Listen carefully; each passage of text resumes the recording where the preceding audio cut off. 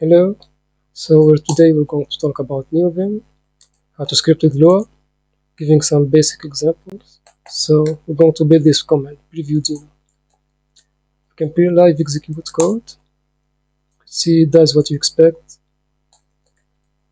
just writing until evaluating. It even does errors.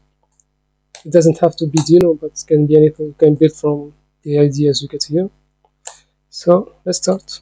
First create a new buffer, and another one. Let's edit our script here. So this is the preview buffer, this is our code buffer, this is the Lua script buffer. First we get the buffer code, buffer number. To do that we do Lua print neovim get current buffer API. So that's 3, local code buff equal 3. Same here, it's preview buff equals 7. So first thing we want to is to get the content of the code buffer. To do that we use vim API, nvim get current buff, no, get lines. So it takes the buffer, the start, the end, and strict indexing, but we don't care about that. So that's our code. Let's make sure it works.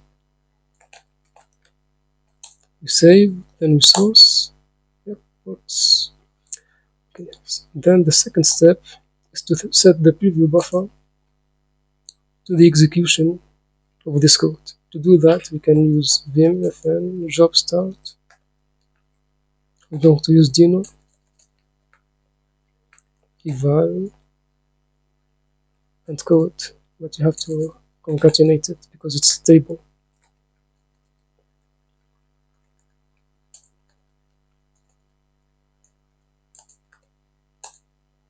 Okay, we're going to finish that, but just to make sure you understand how eval works.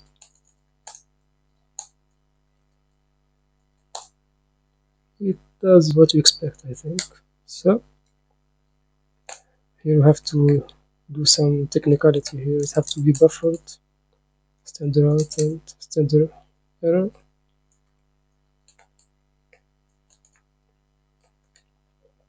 And then the most important part is on standard out. So what do you do on standard out? Take some number here and data. Copilot finished it, almost true, almost correct. Yep, we set the lines to the data we get from standard out. We could test this, it appears 5. Okay, same thing for standard error.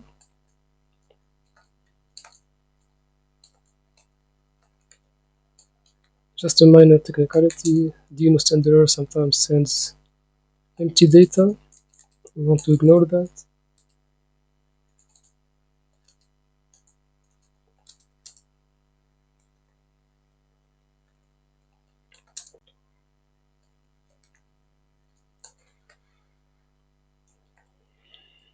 Yes, we're just going to ignore this.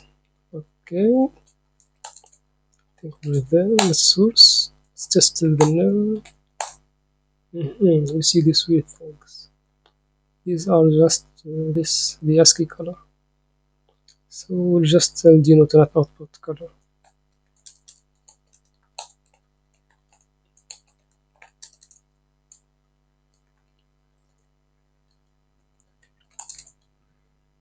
Okay, let's see if it fixes it. Yep, works. So now, let me make this bigger. So now we want to make this work each time we move the cursor. So how do we do it? First we make this a function. Let's call it tick.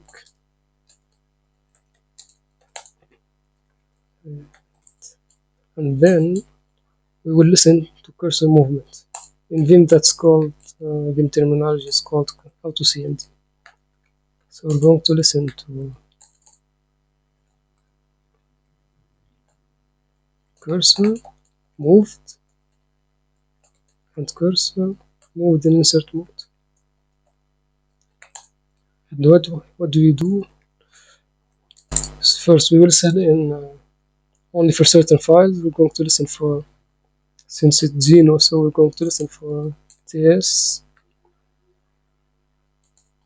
and JS files. And then you have to create a group. It's a technicality, it's not really important. So create a group, whatever. And the important part is the callback. So we set the callback to tick. So now each time the cursor is moved, we're going to call tick. Auto group takes another argument. Okay, let's source. Seems to work. And here, yeah. Okay, I think that does it. Hope you enjoy. Configuring neovim with Lua is really funny. Makes the experience more personal. I hope you learned something. Bye.